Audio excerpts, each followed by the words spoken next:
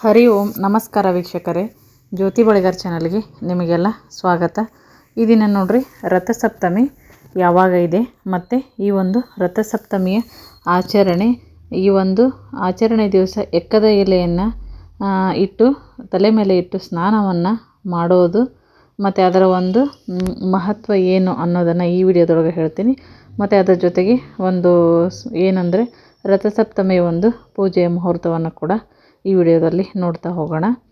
ಈ ರಥಸಪ್ತಮಿ ನೋಡ್ರಿ, ರಥಸಪ್ತಮಿ ಅಂತಂದ್ರೆ ಏನಂದ್ರೆ ಸೂರ್ಯ ಜನಿಸಿದಂಥ ದಿನ ಅಂತೂ ಅಲ್ಲ ನೋಡ್ರಿ.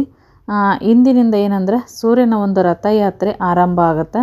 ಪ್ರತಿ ವರ್ಷ ಮಾಘ ಮಾಸದೊಳಗೆ ಶುಕ್ಲ ಪಕ್ಷದ ದಿನ ಬರುವಂಥ ಸಪ್ತಮಿ ದಿನದಂದು ನೋಡ್ರಿ ಸೂರ್ಯದೇವನಿಗೆ ಏನಂದ್ರೆ ಪ್ರತ್ಯೇಕ ಒಂದು ಪೂಜೆಯನ್ನು ಮಾಡಲಾಗುತ್ತೆ.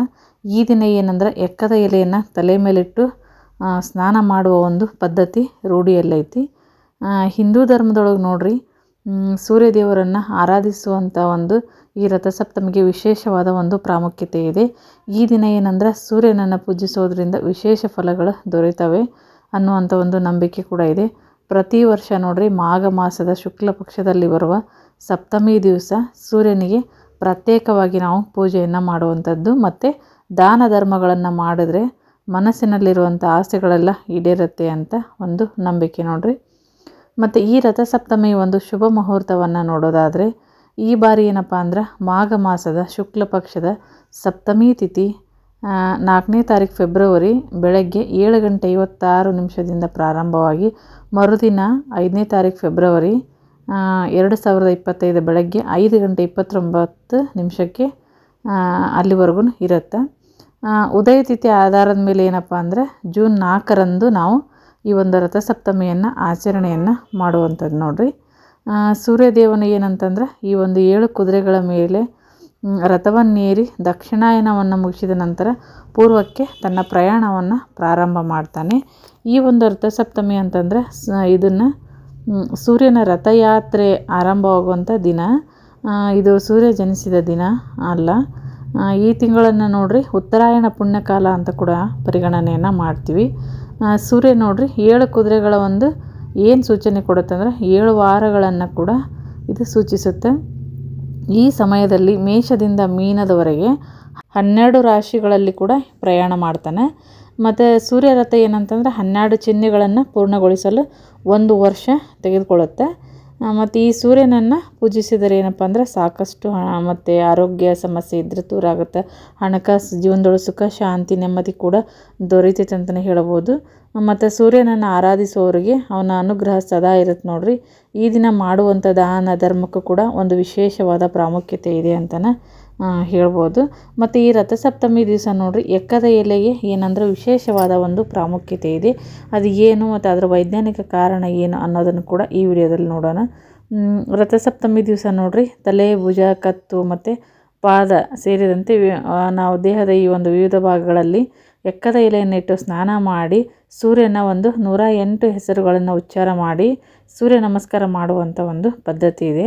ಮತ್ತು ಈ ಒಂದು ವೇಳೆ ಏನಂದರೆ 108 ನಾಮಗಳನ್ನು ಪಠಿಸಲು ಆಗದೇ ಇದ್ದರೆ ಏನಂದ್ರೆ ಇಂದ್ರ, ಧಾತ, ಪರ್ಜನ್ಯ, ಆರ್ಯಮ, ಭಾಗ, ವಿವಸ್ವನ, ವಿಷ್ಣು, ಅಂಶುಮಾನ್, ವರುಣ ಮತ್ತು ಮಿತ್ರ ಈ ಥರ 12 ನಾಮಗಳನ್ನು ಜಪಿಸಿ ನೀವು ನಮಸ್ಕಾರವನ್ನು ಮಾಡಬಹುದು.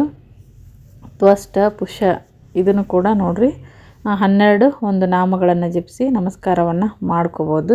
ಮತ್ತು ನೋಡ್ರಿ ಯಾರೆಲ್ಲ ಸಂಕ್ರಾಂತಿ ದಿನ ನೀವು ಮಕ್ಕಳಿಗೆ ಇದನ್ನು ಹಾಕಿರಲ್ಲ ನೋಡ್ರಿ, ಈಗ ಕರಿ ಎರಿಯೋದು ಅಂತೀವಲ್ಲ, ಅದು ಮಾಡದೇ ಇದ್ದವರು ರಥಸಪ್ತಮಿ ದಿವಸ ಮಾಡಿದ್ರೆ ಒಳ್ಳೆಯದು. ನಮ್ಮ ಕಡೆ ಏನಂದ್ರೆ ನಾವು ರಥಸಪ್ತಮಿ ದಿವಸ ಮಾಡ್ತೀವಿ.